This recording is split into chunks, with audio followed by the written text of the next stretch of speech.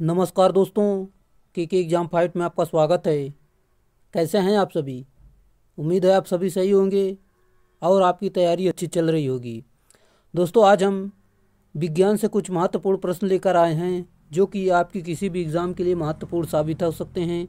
जैसे कि आपका railway technician, railway loco pilot, railway group D और Bihar SSC, SSC GD, SSC के आदि कोई भी एग्ज़ाम हो, ये उसके लिए काफ़ी महत्वपूर्ण हैं। दोस्तों, ये प्रश्न आपके वन लाइनर हैं। चलिए, आपका ज़्यादा टाइम न लेते हुए इन प्रश्नों की शुरुआत करते हैं। उससे पहले आपसे रिक्वेस्ट है, अगर आप चैनल पर नए, चैनल को सब्सक्राइब कर लीजिए और अपने दोस्तों में शेयर जरूर करिए। वीडियो अच्छा लगे तो वीडियो को लाइक जरूर करना। चलिए शुरुआत करते हैं। आज का हमारा प्रश्न है, कांच को कैसे प्राप्त किया जाता है? सही उत्तर, सोडियम कैल्शियम के कार्बोनेट को सिलिका के साथ गर्म करके। अगला प्रश्न, किस खनिज को बेवकूफ़ों का सोना के नाम से जाना जाता है? सही उत्तर, आयरन पायराइड या आयरन सल्फाइड के नाम से। अगला प्रश्न, डिहाइड्रेशन में शरीर में मुख्यतः किस रसायन की कमी हो जाती है? सही उत्तर, सोडियम क्लोराइड की। अगला प्रश्न, रॉकेट किस सिद्धांत पर कार्य करती है? सही उत्तर, संवेग संरक्षण पर। अगला प्रश्न, एक शराबी व्यक्ति में किस विटामिन की कमी हो जाती है? सही उत्तर, विटामिन सी की कमी हो जाती है। अगला प्रश्न, कवक में संचित भोजन किस रूप में रहता है? सही उत्तर, ग्लाइकोजन। अगला प्रश्न, ज्वालामुखी पर्वतों में कौन सी गैस निकलती है? सही उत्तर, सल्फर डाइऑक्साइड। अगला प्रश्न, भारत का प्रथम न्यूक्लियर रिसर्च रिएक्टर कौन सा है? सही उत्तर, अप्सरा। अगला प्रश्न, मोटर गाड़ी में ईंधन के रूप में प्रयुक्त गैसों हाल का मिश्रण है? सही उत्तर, पेट्रोल एवं डीजल। अगला प्रश्न, किस प्रकार के प्रतिबिंब को पर्दे पर उतारा जा सकता है? सही उत्तर, वास्तविक प्रतिबिंब। अगला प्रश्न, वायुयान की चाल एवं ध्वनि की चाल के अनुपात को क्या कहते हैं? सही उत्तर, मैक संख्या। अगला प्रश्न, समतल दर्पण में व्यक्ति को अपना प्रतिबिंब देखने के लिए दर्पण की लंबाई से कम कितनी दूरी होनी चाहिए? सही उत्तर, व्यक्ति की लंबाई की आधी होनी चाहिए। अगला प्रश्न, समुद्र की दूरी मापने की इकाई क्या है? सही उत्तर, नॉटिकल मील। अगला प्रश्न, किस सामान्य यंत्र की सहायता से पराश्रव्य तरंगें उत्पन्न की जा सकती हैं? सही उत्तर, सोनार। अगला प्रश्न, लैंगरहैंस द्वीप कहाँ पाए जाते हैं? अग्न्याशय में पाए जाते हैं।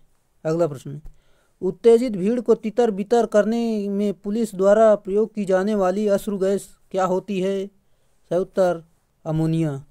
अगला प्रश्न, सिक्का किस धातु का बना होता है? दोस्तों, सिक्का किस धातु का बना होता है? सही उत्तर, तांबा तथा टीन का। अगला प्रश्न, टेस्ट ट्यूब बेबी का क्या अर्थ है?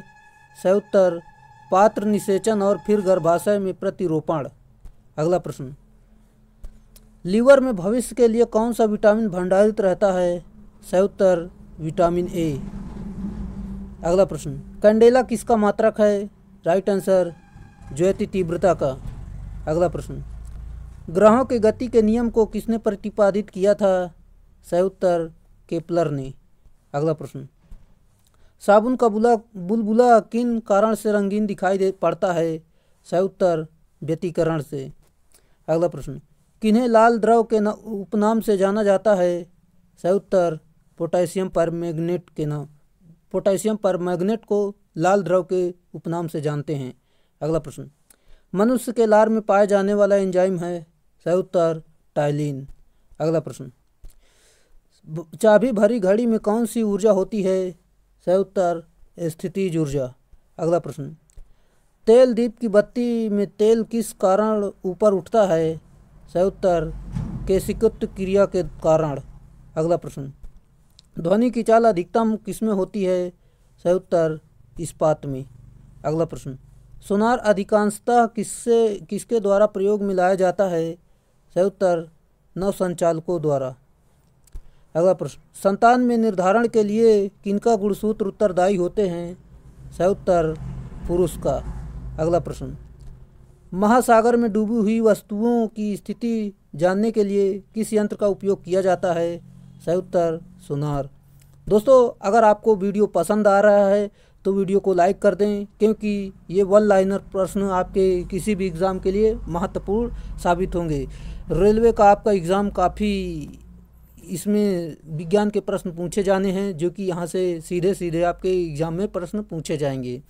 और बिहार एसएससी में भी विज्ञान का अलग से पोर्शन है, ये उसके लिए भी काफ़ी महत्वपूर्ण है। जहाँ कहीं भी विज्ञान आता है ये उसके लिए इम्पॉर्टेंट है। चलिए अगला प्रश्न है, मस्तिष्क संबंधी बीमारियों का निरूपण किसके द्वारा होता है?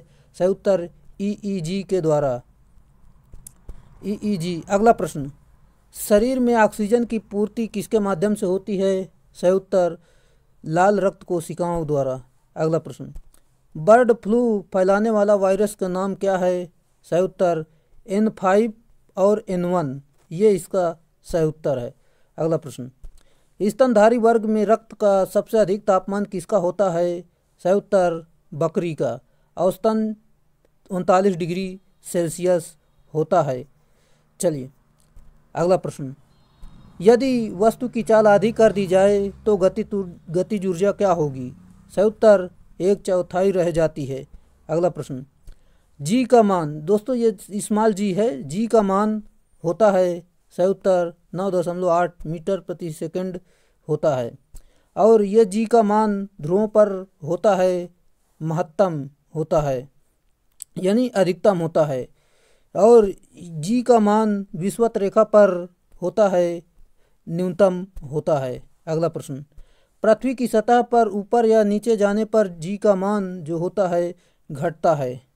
अगला प्रश्न, पृथ्वी की घूर्णन गति घटने पर जी का मान क्या होता है? सही उत्तर बढ़ जाता है। अगला प्रश्न, पृथ्वी की घूर्णन गति बढ़ने पर जी का मान क्या होगा? सही उत्तर कम हो जाता है।